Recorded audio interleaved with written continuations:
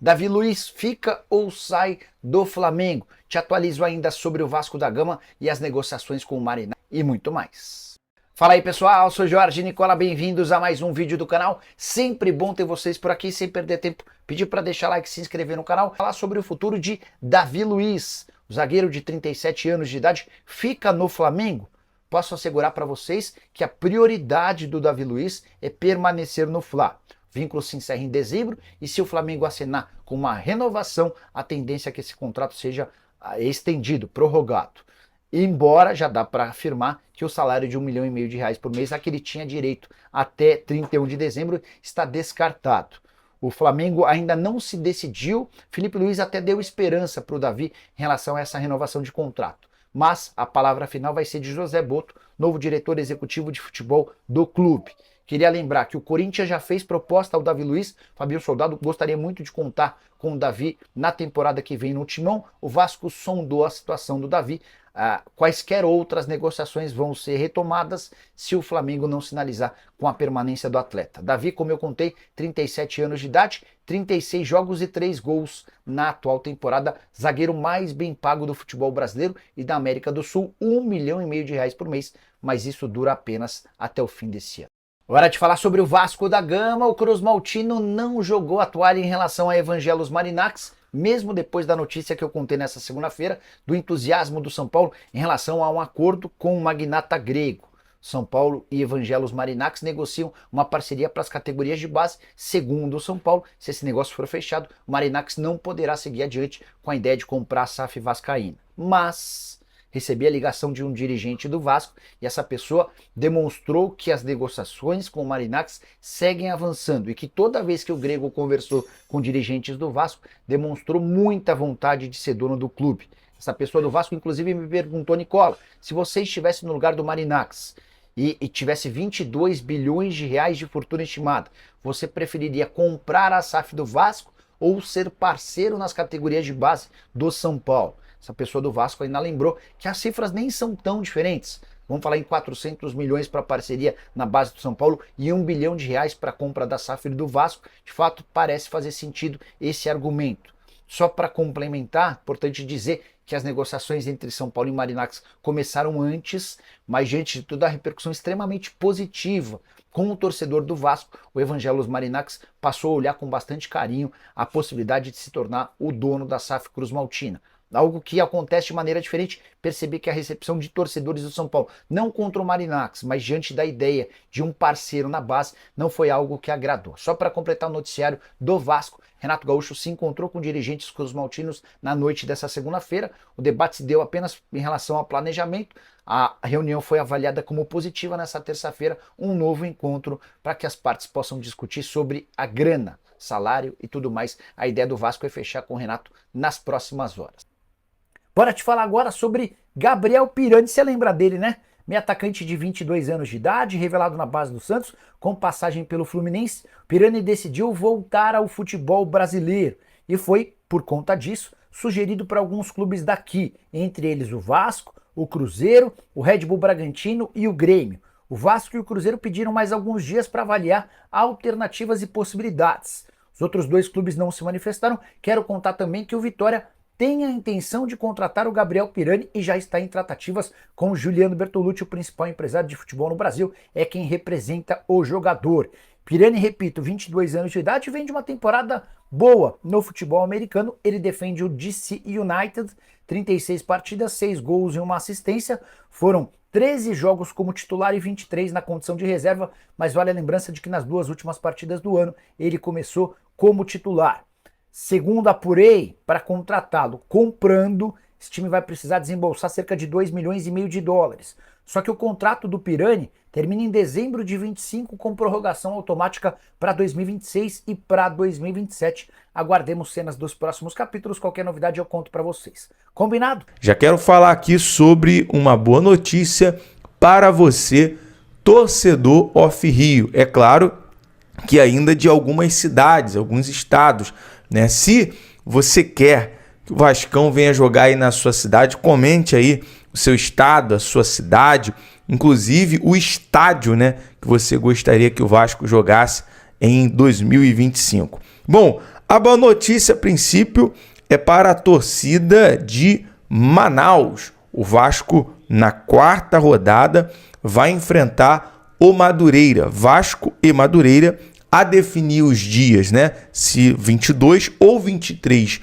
de janeiro, na Arena da Amazônia, em Manaus. Portanto, torcedor aí de Manaus, torcedor manauara, teremos Vasco e Madureira. Já na sétima rodada, teremos Vasco e Volta Redonda em Cariacica, no estádio Kleber Andrade, no Espírito Santo, a definir se no dia 1º ou no dia 2 de fevereiro, a sétima rodada. E o clássico, né, o primeiro clássico do Vasco no Campeonato Carioca, na oitava rodada, contra o Fluminense. Vasco e Fluminense, no dia 5 ou 6 de fevereiro, a confirmar também a data, no estádio Mané Garrincha, em Brasília. Então, uma boa notícia aí para esses três estados, né? Tanto Espírito Santo, Manaus e também Brasília. Brasília no Mané Garrincha, no Espírito Santo no Kleber Andrade e em Manaus na Arena Amazônia. Esse início, né? Campeonato Carioca, é bom para poder testar os jogadores, inclusive jogadores da base que vão estar à disposição. O elenco principal, a partir ali da quinta, sexta rodada, retornando das férias, vai estar à disposição também para os jogos. Bom, vamos falar aqui sobre reunião entre Vasco e Renato Gaúcho. Ganham um novo episódio nesta terça-feira. Estamos de olho, né, apurando toda a decisão desta reunião. Um acerto muito próximo, até porque a reunião desta última segunda-feira foi considerado positivo entre as partes. O presidente Pedrinho, o senhor Carlos Amodeu, o diretor executivo Marcelo Santana e o diretor técnico Felipe Loureiro. Então hoje, basicamente, vai ser decidido a parte financeira, os últimos detalhes. Foi uma reunião produtiva para o planejamento 2025. Renato Gaúcho que quer 2 anos de contrato, a definir 2025 e 2026, para ter um trabalho ali longevo, um trabalho considerado estrutural para a próxima temporada. Renato Gaúcho que, de certa forma, divide a opinião do torcedor.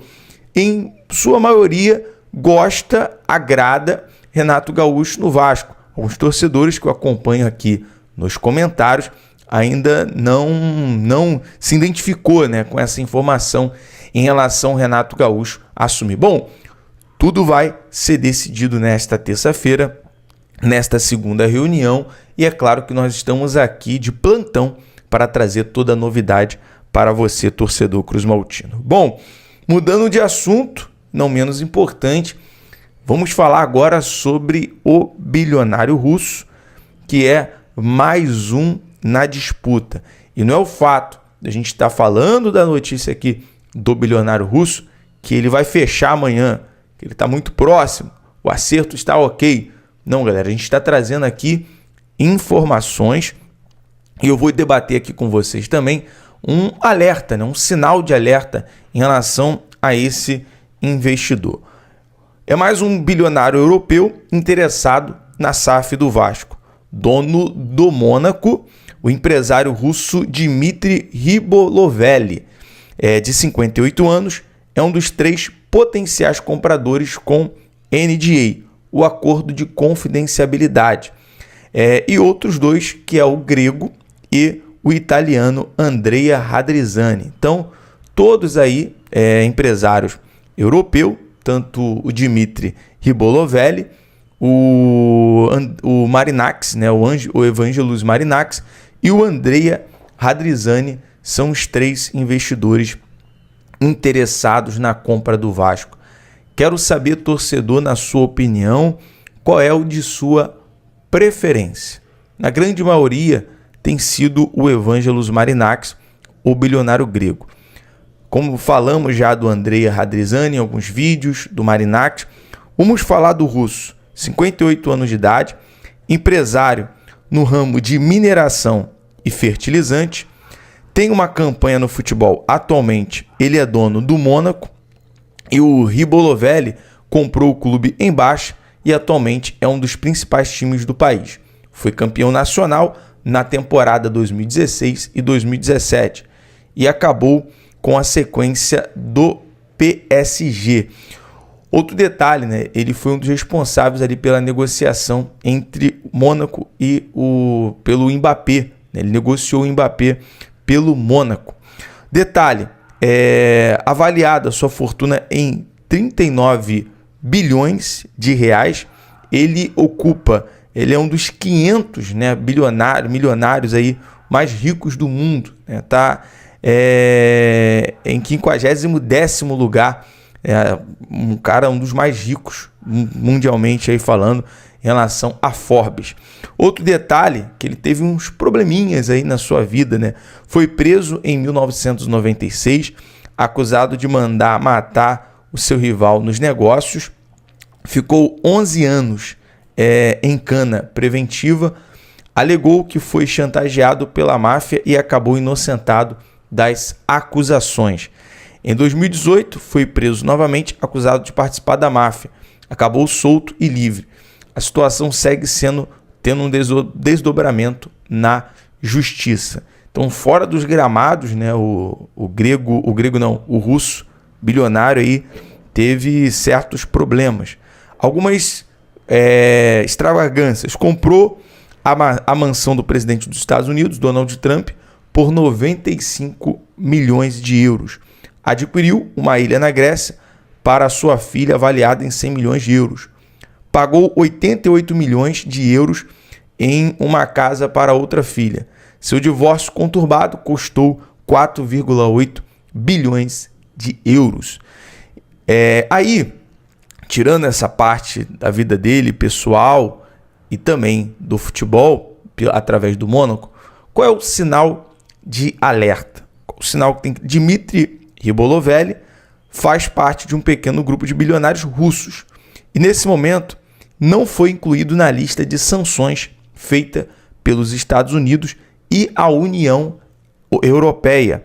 Ou seja, há um impeditivo para negociar com a equipe. Então, tem que entrar num consenso, equipe, Vasco e possivelmente esse bilionário russo, se for fechar o negócio futuramente. Então fica aí esse sinal de alerta. Bom, para a gente fechar aqui, galera, essa questão sobre mercado da bola, Atlético Mineiro fez sondagem pelo Coelho do Atlético Paranaense. Vasco e Grêmio também têm interesse na contratação do jogador argentino, informação que veio do portal da Itatiaia. E para a gente concluir aqui nosso giro de notícia definido, o prefeito Eduardo Paes sanciona a lei e define 21 de abril como dia do estádio Vasco da Gama São Januário. Eu vou ficando por aqui com o nosso giro de notícia bem objetivo. À tarde eu volto com mais informações, com todos os detalhes, falando mais sobre possível investidores, mercado da bola e também sobre a definição do técnico Renato Gaúcho. Eu peço a você, torcedor vascaíno, que coloque aí nos comentários quem você prefere que seja o dono da SAF do Vasco, né? O russo ou o grego, né? Tem muito dinheiro jogado aí na mão desses empresários. E qual deles seria aí melhor para investir no Vasco da Gama, né? Muitos torcedores preferem que o Marinakis seja o dono da SAF do Vasco, né? Por o estilo dele de contratações, né? Ser forte nas contratações, de investir pesado nos clubes que ele tem. Já o russo, né, conseguiu fazer o Mônaco acabar com uma sequência do PSG em 2016, com títulos sequentes, né, do subsequente aí do PSG. O Mônaco naquela época investiu bem e foi campeão francês. De lá para cá não conseguiu tanto, né, mas incomodar tanto como em 2016. Mas aí o russo também tem bastante dinheiro e eu acredito também que investiria pesado no Vasco. Deixe sua opinião aí nos comentários, quem você prefere e acha que seria o ideal para o Vasco da Gama, né?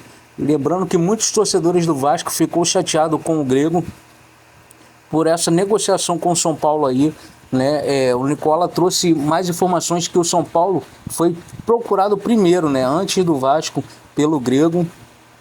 E muitos torcedores, agora que ficaram sabendo disso, ficaram meio chateados, né? Não estão meio que de acordo com essa situação dele comprar a SAF do Vasco e investir um dinheiro na base do São Paulo, né? Ou como já foi noticiado também pelo Jorge Nicola, de que o Grego disse ao São Paulo para ter uma preferência de comprar a SAF do São Paulo, né? Então muita gente acha que o Grego não está muito interessado na SAF do Vasco, então tá aquelas divergências toda. Esperamos que o presidente Pedrinho faça o melhor para o Vasco sempre. E é isso aí, torcedor. Fico por aqui.